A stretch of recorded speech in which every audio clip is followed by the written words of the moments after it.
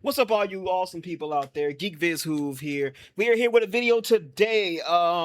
Wolverine, Marvel's Wolverine, the upcoming game from Insomniac on the PS5. It just released a bunch of stuff. It just released a bunch of I think a bunch of journalists got their hands on it. They got a little deep dive look at it. So we are going to go ahead and check out. Well, I'm gonna catch up on a few things. There's this trailer I haven't watched, and then we're gonna watch a couple videos about some deep dive explanations into the video game. So I got the story trailer that I haven't watched yet. So we're gonna watch that. We got two IGN articles on it, and then one GameSpot article where they kind of deep dive into the game to talk about some shit. So we'll go through and we'll watch this and we'll kind of see what the game is popping like. We're gonna see if it's looking fire right now. So we'll start off with the story trailer.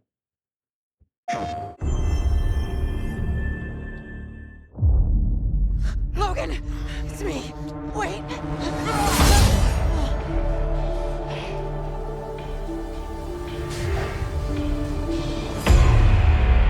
Got the circle. Logan, you came back. I've seen things from before. Humans and mutants can't survive together.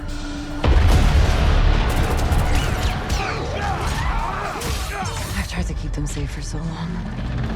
Fucking trash. Inside, now! I thought you were back. We were back. We're gonna build a future for mutants. That Troy Baker. That's why you belong here.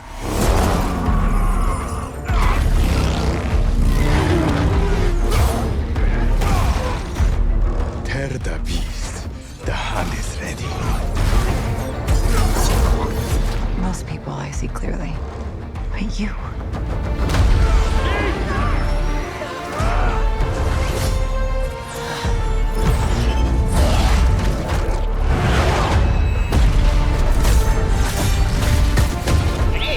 Just give in!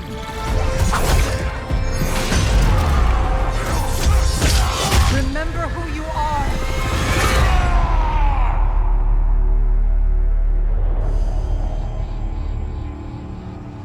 Just can't let a man rest in peace, can you? PlayStation. If Insomniac has proved anything over the last 8 years, it's that they know how to make a hell of a superhero game. Spider-Man remains one of the PlayStation 4's defining action games, and a shining example of open world design, as are both of its follow-ups. Now they're looking to replicate that magic with Wolverine, albeit this time as a traditional, linear AAA action game. I got to play about 2.5 hours at a recent Okay, preview so it's not event, open world, and while that's my good. impressions are mostly glowingly positive, I did come away with a few questions and concerns. Make this quick. It's been 48 hours since Essex was captured. We may already be too late. Right from the start of my Sinister? demo, it was very clear that this is a very different kind of Wolverine story than what I was used to. The X-Men haven't been formed yet, Wolverine, Sabretooth, and Mystique are all buds and part of a 3-person task force known as Team X, and they're all led by a not yet there's a sinister-looking man named Nathaniel Essex, who Oh, fucking Troy Baker is Mr. Sinister. That's crazy. So I know before they did mention that this predates the X-Men. The X-Men did not exist yet, and Wolverine was part of this Team X. Didn't know that Mystique and Sabretooth were a part of the team. So this is like it's like their version of when he was running with the Weapon X program. also serves as their mentor and someone looking to help mutants everywhere. That puts them in direct opposition with the mutant-hating Boulevard Trask. And the very first mission of the game has Team X setting out to rescue their mentor from his clutches. It didn't take long after picking up the controller for me to pop out my claws, leap 20 feet towards the poor sap, and ventilate his body with 6 holes. My first reaction to the combat in Wolverine was very simply, yeah, this is exactly what I want a Wolverine game to feel like. Combat is fast, vicious, and brutal, even if it is fundamentally similar to what Insomniac has already done with Spider-Man. Much like how Spider-Man was able to zip around the battlefield with his webs, Logan can use a gap-closing leap attack to instantly get right up in the face of an enemy, and then proceed to shred them up with a basic melee claw combo, or a powerful kick that can break shields and knock enemies back. That kick ends up being one of the most defining aspects of Wolverine's combat, as you can use it to both knock enemies off cliffs or into walls, and once they're stunned against a wall, you can utilize a highly damaging barrage attack that will generally defeat an enemy right away.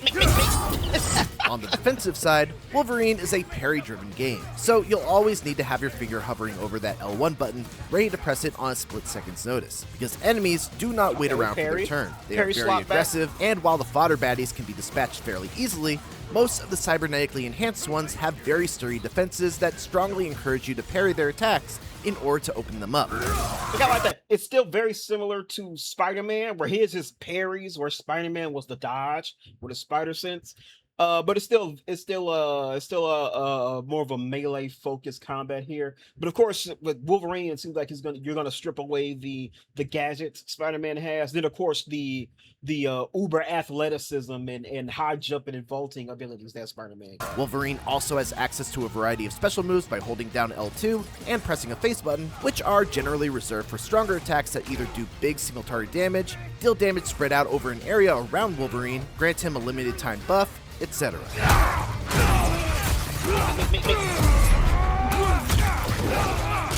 These special moves are all tied to individual cooldowns rather than a resource that builds up over the course of combat. The one resource that you do have to keep an eye on is Wolverine's Rage, which is gained simply by dealing damage and killing enemies, but slowly diminishes when you're not actively slicing and dicing. It's a mechanic meant to encourage all-out aggression, which feels very on-brand for Wolverine. There are 3 tiers of Rage that you can unlock by filling up the meter. The first tier is by default and doesn't really come with any benefits. Once you reach tier 2 though, you gain extra damage on your combo finishers, and most importantly, you're able to go into Last Stand when you lose all of your health. This was a neat way to incorporate Logan's healing factor into the combat design by making it so that as long as Wolverine has a bar of rage in the tank, he can essentially come back from the dead, trading in his rage meter for health. If he goes down without a full bar of rage to spare though, it's game over and back to the last checkpoint for you. At rage tier 3 though is where the party starts. Once he hits that rage threshold, the background turns gray, the enemies get highlighted in red, and all of Wolverine's attacks do dramatically increase damage, with most weaker enemies being executable immediately. This lets you throw caution to the wind and just tear apart entire groups of enemies in quick order. It is quite simply the epitome of the Wolverine power fantasy.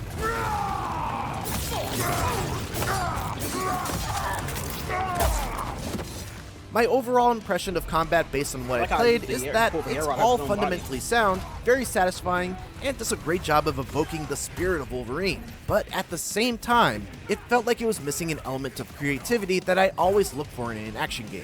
One of the joys of Spider-Man's combat, for example, was all the fun things that you can do that weren't necessarily the optimal way of clearing out a combat encounter, but allowed you to break away from the monotony of just punch, parry, parry, etc. You could bounce off walls, mantle over enemies, slide under them, web them up, yank away their weapons, swing them around. Yes, that's exactly what I was talking about. It's a similar combat.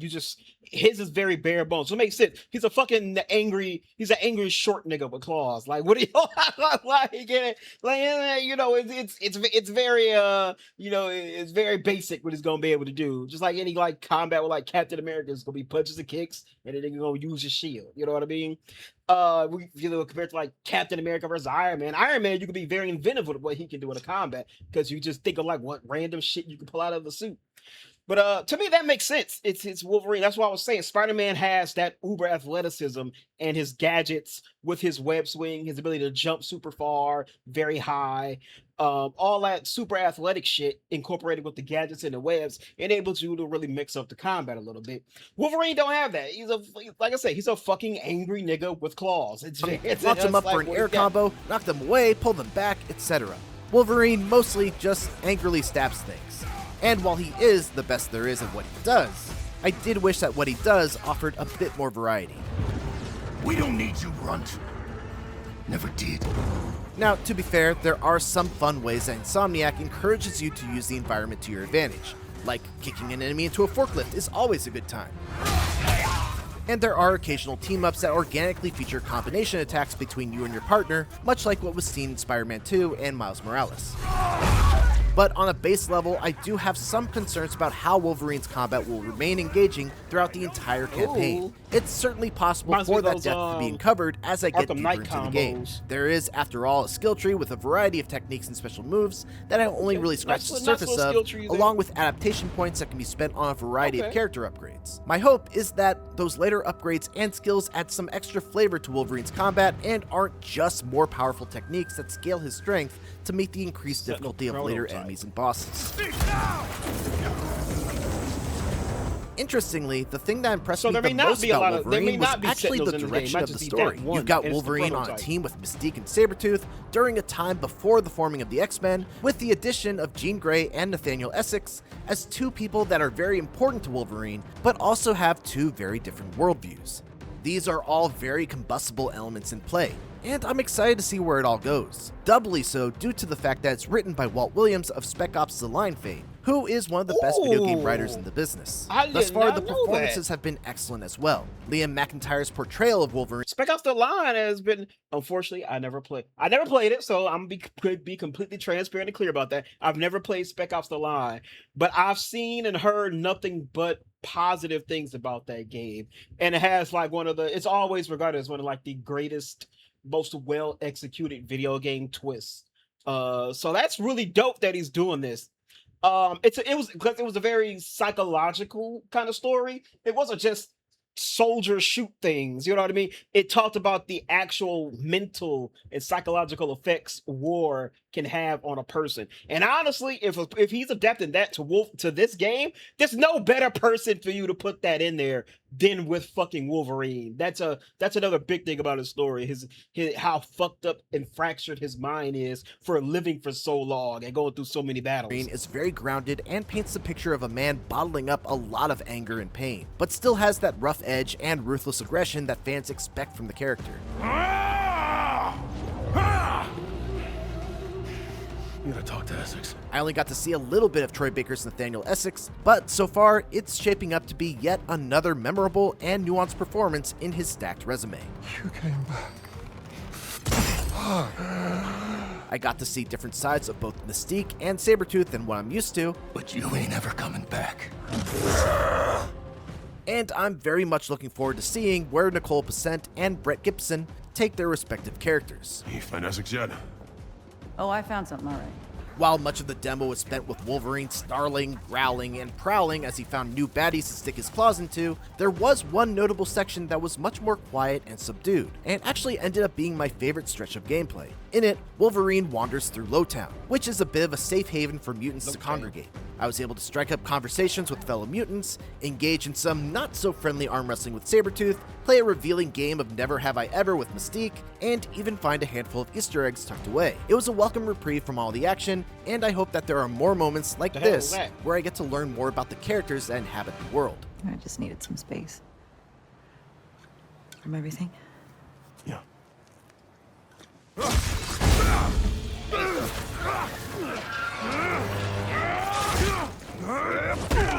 Overall, I walked away from my time with Wolverine impressed, but not thoroughly blown away. It's clear that Insomniac is still holding a lot of cards close to its chest with regards to the story, and that's the element that has proved to be the most interesting to me so far. Combat absolutely nails the spirit of Wolverine and is very fundamentally sound, but leaves me with some questions as to how it will hold up over the course of the entire campaign.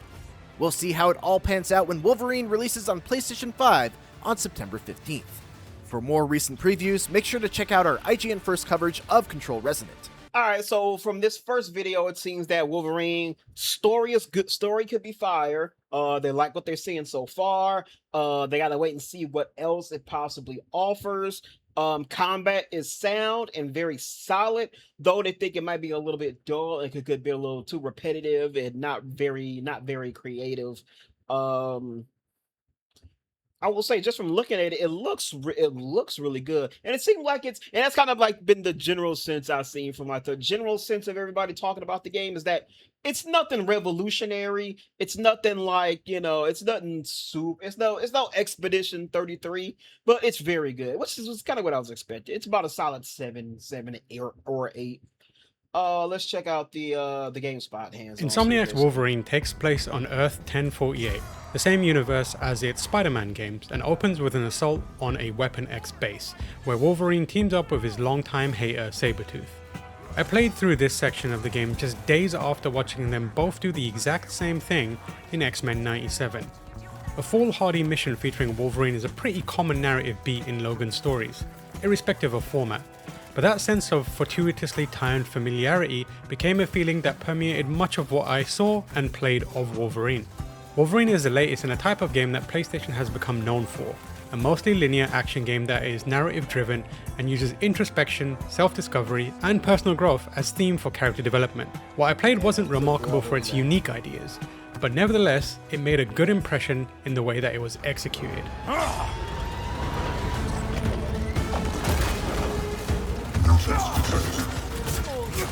As it happens, that template works very well for Wolverine. In this universe, Logan has lived a life spanning hundreds of years. He's been through hell, figuratively this time. His memory is broken, and since the X-Men team hasn't been established in this particular continuity yet, he's mostly a loner. This is a compelling starting point for the kind of tame the beast within tale that packs a big punch when it comes to this character. Though Wolverine may be a game made from familiar pieces, Insomniac is putting them together in surprising ways. This became apparent from the intro, where a calm, wizened figure finds a feral Logan hiding in the wild and extends a helping hand. If you thought that person was Charles Xavier, founder of the X-Men, you'd be wrong. This time, it's Nathaniel Essex, the X-Men antagonist who will become known as Mr. Sinister. By subverting expectations, Wolverine, the game, not the person, establishes tension. Hey, are we speaking of that? Because we just watched the freaking the D23 with the reveal of the X-Men cast, the cast they've casted so far at least. And in that one, we now know that, if you haven't seen it already, Adam Driver is playing Mr. Sinister, Nathaniel Milbury, as I think they said his name was. Are we at a Sinister arc right now? Sinister has been the one villain that's been super underappreciated, especially in media outside the comics for X-Men. He hasn't really been too much in there hasn't been too many X-Men TV shows recently. But the movies and in games, he really hasn't been there. Now we get this game, and now we know in the X-Men movie he's gonna be in there. Hey, I'm all for it. I love Mr. Sinister. And sparked intrigue. It got me thinking about Essex's inevitable turn and what could potentially trigger a schism between him and Logan. But by the way, I already can see a fucking thing here that this is going to be a repeat, a beat repeat, if you will. It's basically what they did in the first Spider-Man, where it was Peter and Otto, and then Otto turned bad guy at the end. That might be what they do here. Immediate task was to team up with Sabretooth and Mystique.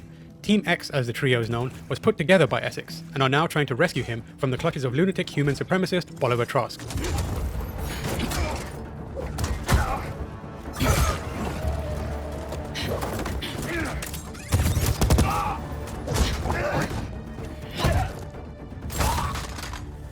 Okay, let's get the easy part out of the way. Gameplay is brutal, and has been designed to encourage brutality so that the violence, along with being true to the character and feeling very satisfying, also feeds into the narrative. This, for me, is the most interesting part of the game thus far. Fundamentally, the mechanics of the combat are the same we've seen for years now. Light attacks, heavy attacks, a timing-based parry, and dodges to create openings. And like in similar action-oriented superhero games, you can develop all these mechanics by unlocking new skills or enhance them by unlocking perks, which the game calls adaptations. It's all the essential building blocks of the free-flow combat system popularized by Rocksteady's Batman Arkham games, and now used in pretty much every game that has melee fighting in it. But what stuck with me was a sense of momentum that slowly builds as Wolverine lays waste to his enemies, how that feeds into Logan's mental state, and how the player becomes an active participant in that mind-body connection. Although Logan doesn't know who he is anymore, he has an acute awareness that inside him is something monstrous fighting to be let loose, which scares him. In the thick of combat, that push and pull struggle is represented by a meter that tracks his rage. Although Logan has his healing factor, he still feels pain and can be visibly injured. Rage, which splits into segments, begins as a way of recovering health, but the longer the violence goes on, the more Logan's rage meter builds and the more aggressive he becomes. For the player, that creates a satisfying loop that, smartly, is in lockstep with Logan's escalating on-screen emotions. The demands and the precision required of the player to take out waves of Trask's goons changes as he gets more and more enraged, until there's a kind of parity between the player's input and Logan's blind rage and indiscriminate killing. Wolverine's opening salvo usually begins with a leap that closes the gap between himself and the enemy. With his claws out, he plunges into his target and launches into a series of quick attacks that can be ended with a more powerful one. It's a ruthless dance of back and forth that requires directing Wolverine towards the most imminent threats, be they a soldier firing a gun from long range, or one using a shield to take the sting out of his attacks. In one situation, Wolverine was lured into a room that takes away his healing factor, which means the player also needs to juggle taking out the devices suppressing his mutant abilities on top of the dangerous foes surrounding him. As the rage built up, I initially used a heavy finisher where Wolverine impales the enemy on his claws and, by doing so, recovers health. This pairing of attacking until a bar of rage is available to heal and then repeating was very effective. However, by mixing in special techniques like the tornado spin, which sees Wolverine spin with his claws out to control the crowd of fodder, it becomes easier to maintain rage and continue building towards increasing the meter to its 3rd level. About the same time I reached level 2, I found that the game was usually trying to overwhelm me with enemies, which pushed me to make quicker decisions in target prioritization, while also parrying and dodging, leaping to targets, attacking them, and moving on. This felt like an intentional ratcheting up of pressure, specifically designed to make the eventual payoff feel intoxicating, and it worked very well. At level 2 Rage, I was cutting through Tark's soldiers like they were made of butter, watching as the world around me was showered in blood and a grunting Logan leaped from one enemy to the next, claws out, shredding everything in his path. A few counters and a whole lot of eviscerated baddies later, Wolverine's Rage reached level 3. At level 3, Wolverine can launch into a berserker frenzy. This sees him essentially losing some degree of control as he's driven by pure animalistic instinct. The world loses its colour, desaturating into black and white, and the sound of the musical score becomes muted, drowned out by Wolverine's heavy breathing and snarls, and the snick of his claws as they slice through bodies and the environment around him.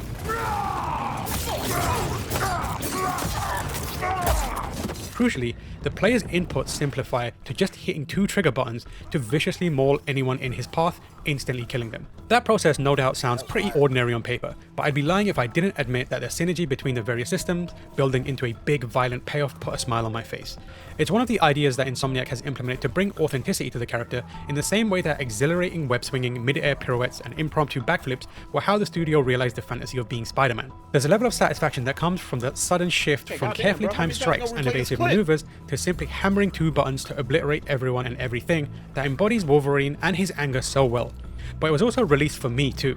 Like Logan, I was able to throw out the need to think about what I was doing and give in to effortless and mindless killing. In this berserker state, continue to attack and kill adds to his rage meter, which means it's possible to stay in that mode for extended periods of time, making the crash all the more effective when the berserker state ends and sights and sounds of the world come rushing back, leaving Wolverine and the player to deal with the death and destruction they wrought together.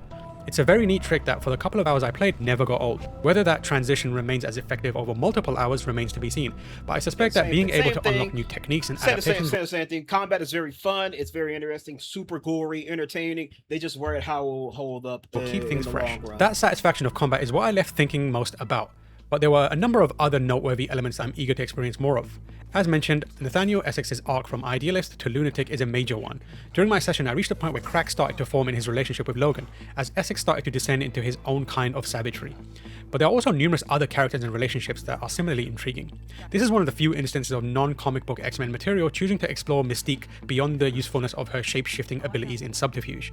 She's actually the cooler head on Team X, and often has to keep Wolverine and Sabretooth on task. She's depicted as smart, level-headed, and very much in love with Tiger. That's part of the character we haven't seen much of on screen. Similarly, there's nuance in the way Sabretooth is depicted.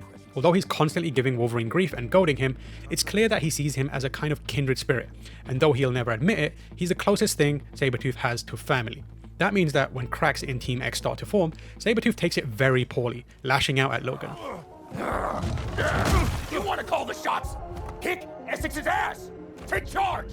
Jean Grey, meanwhile, is on the run, trying to help her fellow mutants while evading capture. As outcasts, Logan and Jean start to build a relationship that brings out the vulnerabilities in both of them. And surprisingly, my time with the game ended with the introduction of the Hand, a criminal organization that usually shows up in Daredevil stories, but are a big part of Spider-Man Brand New Day. This in turn paves the way for Lady Deathstrike to further complicate Logan's life. It's undeniable that Insomniac's take on Logan is firmly planted in familiar game design, but Wolverine is clearly doing more than just fitting a typical story of the character in it. From the little I played, its take on Logan, the way it continues to build out Earth 1048, and the authenticity of the character in how he plays are where the team is aiming to distinguish the game. Given that these are the same pillars that catapulted Insomniac's Spider-Man titles to success, Wolverine could shape up to be another excellent superhero game from the studio. Okay, now hearing some pretty good things. Story seems interesting. Gameplay is very fun, very gory. I do like the idea that it is a linear action game, not an open world thing. I do like that because your boy's getting older. Them open world things are getting harder and harder to complete. All right, let's go through this fucking. Let's see what this one's talking about first and foremost. Talking. Yeah. So Mitchell, you got to go check out Wolverine like what, a month ago? Yeah, it has been a hot minute. I was actually worried that too much time has passed and I would completely forget what I wanted to say in this preview. So it's been a little bit, but hell yeah. Well, there's some other stuff I want to get to, but you know what? Screw it. Let's just get into Wolverine because it's Wolverine. We want to talk about Wolverine. Yeah, man. You how much of it did you play? What was your experience? I guess. So I've got to play, I would say, about like 2.5, 3 hours worth. Oh wow. It was broken up into 3 different sections. I got to play the opening, which you're looking at right now, which is where Wolverine kind of like, jumps in, infiltrates this Trask compound to rescue his mentor. And yeah, he's working together with Mystique and Sabretooth. They're part of this team called, I believe, not X-Force. I think it's just called Team X. Yeah, I think it's just called Team X. And yeah, it's kind of just a good tutorial level that just teaches you how to rip and shred people to shreds. Why I'm such a simpleton that I just got excited pressing L2 and R2 to pull out his claws at the same time. That's such a simple thing, but I'm like, yeah, man, I want to do that. Yeah, and there's a button you can press to just retract and extend your claws, and there's really no gameplay purpose for them because when you're attacking, you're using your claws. But if you just want, it's like the sword sheath button in like Ghost of Tsushima or something. It looks cool. A way to just sheath your sword after you're done. It's just like a guy outside of a 7-Eleven flipping a pocket knife over and over. And you're like, all right, you should get a job, but it's pretty cool if you're in 6th grade.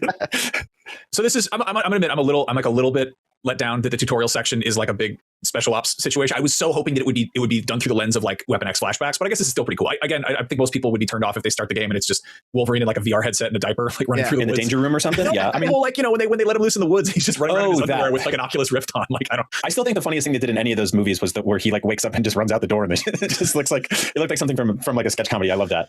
So Mitchell, like you get through the tutorial stuff. I think like the biggest question that we've had on the show for a while now is sort of like Insomniac Spider-Man sort of set the bar really high in terms of just game feel, that kind of intangible thing of like, man, it just feels awesome to swing around.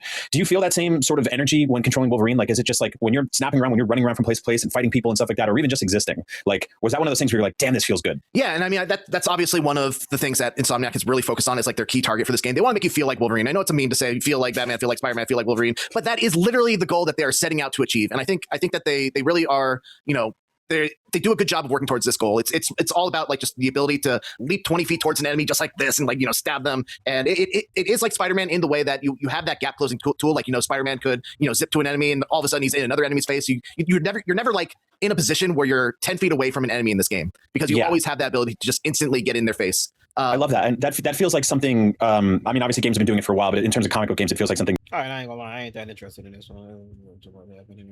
But yeah, so it seems like deep dives of the game seem to say the same thing. Good combat, very solid. Makes you feel like you're playing Wolverine, which is very good. Very gory, very bloody, which is again a thing I really like.